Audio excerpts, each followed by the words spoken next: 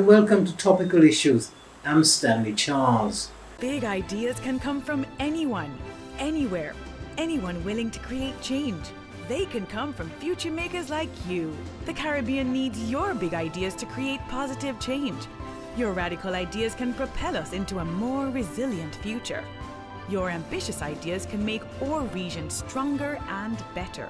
For more information on how to join the movement, go to www.caribbeanpivot.com. Will you make a moonshot? Let's innovate.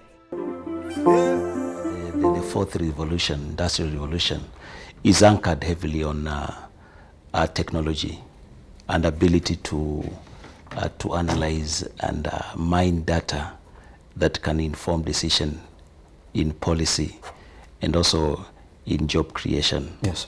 It's not deniable that STEM is at the center of economic development. Yes. Now and the future. Yes. Dr. Tom Boyer, appearing on Metropole TV Kenya. He believes STEM in education cannot be overstated. The dynamics in the world is that we are faced with new challenges, and there are new demands that definitely are putting pressure on the education system. Our current exam-centric system, which is focusing entirely on the ability to get scores, high scores, is our undoing, because we find that is leading to the desire of people to chase for white-collar jobs, which are not there, yes, which are dwindling. Yes. My opinion on Grenada's education is not very charitable, to say the least. Is Grenada ready for a paradigm shift in terms of education?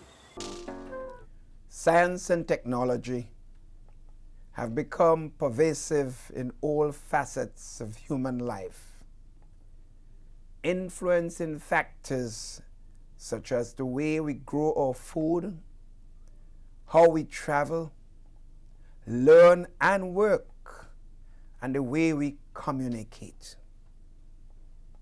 Science and technology underpins all of the region's strategic goals, including those related to economic growth and building a culture of innovation and entrepreneurship. We have witnessed several developments, including the formation of CARICOM's Science, Technology and Innovation Committee in 2014, the Regional Policy Framework for Science, Technology and Innovation, which was presented to CARICOM heads in 2015, and an established UWI China Institute of Information Technology, which will expose our students to state-of-the-art software engineering.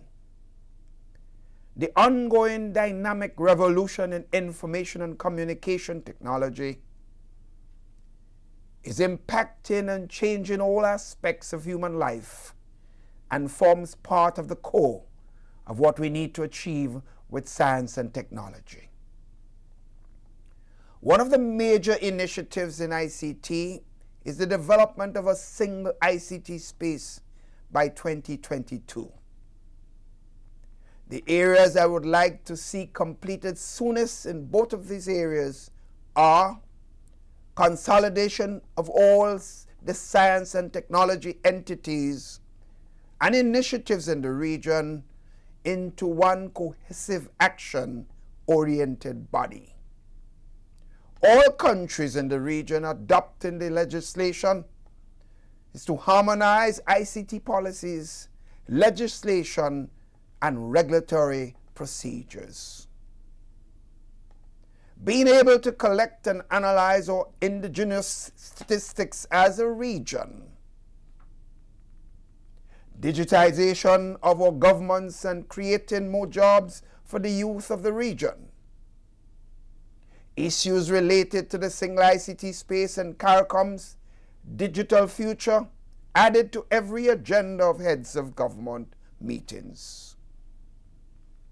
Increased conversations, intellectual discourse, and more programs designed to advance the development of the single ICT space and the digital economy is always welcome.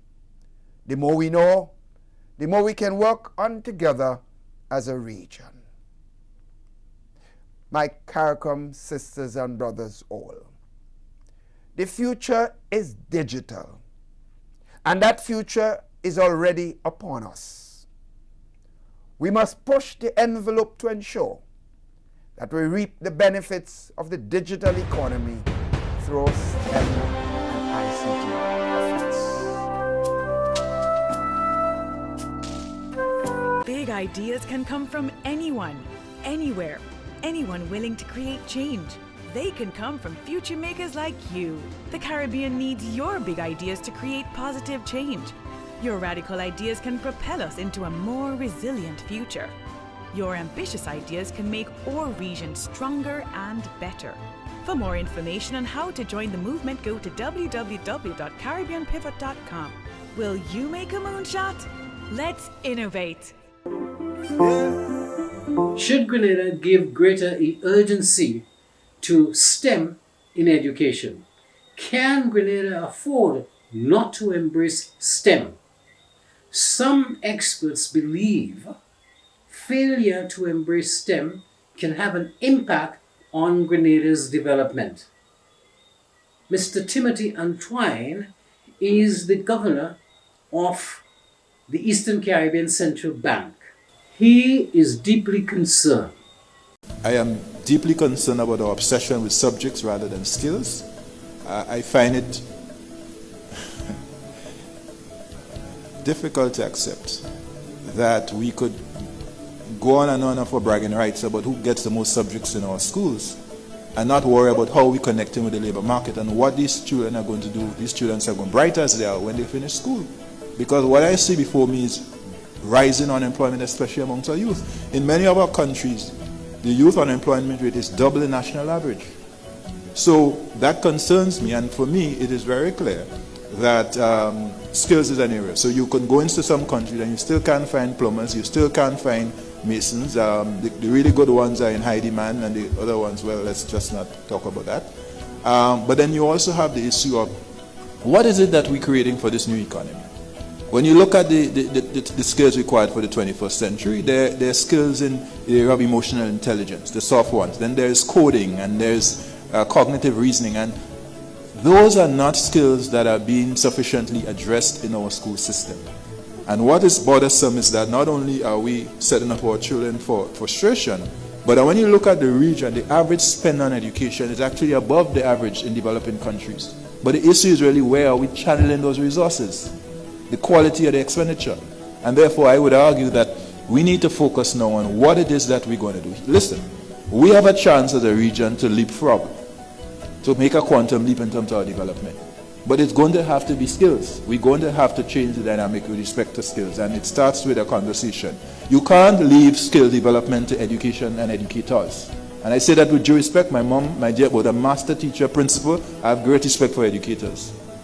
But he who knows only education does not know education, in the same way that he who only knows economics does not know economics. You have to have an interdisciplinary approach where you bring others to the table. And a lot of that discussion really requires that we bring industry together. So when Minister Strong was speaking this morning about the need to engage private sector, he kept making that point. I fully agree with him.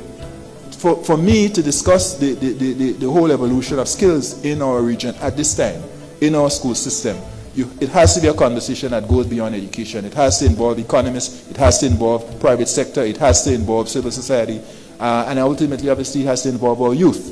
So I fully agree that we need to skill. And the truth is, more than just teaching or training for 21st century skills, is a mindset that we have to keep skilling and reskilling. Because as Alvin Toffler said, the illiterate in the 21st century is a person who cannot learn, unlearn, and relearn.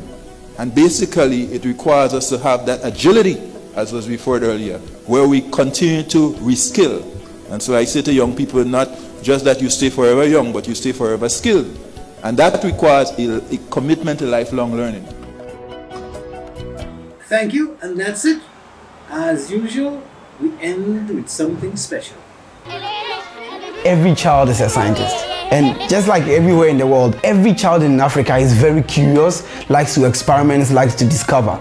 Imagine every single student on the African continent having their own science lab with the microscopes and then the circuit boards, and carrying that science lab with them everywhere they go.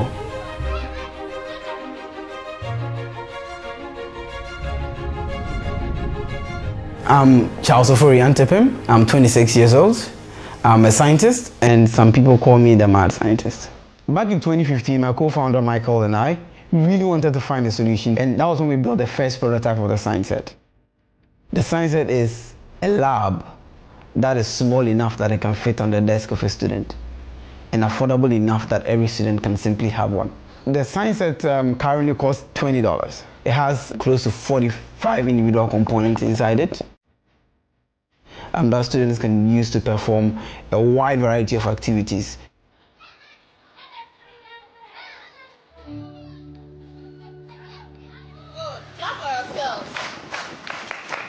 Now the second activity. I can even use a science set or anything in the science set to make anything that can help people. I use it to do my homework. You can use it to make awesome things like a security detector, an alarm. One of the really exciting things that we've seen is when you give students access to these tools and then they understand the concepts really well, these students begin to innovate. One of such examples is a student called Princess. She didn't have access to electricity.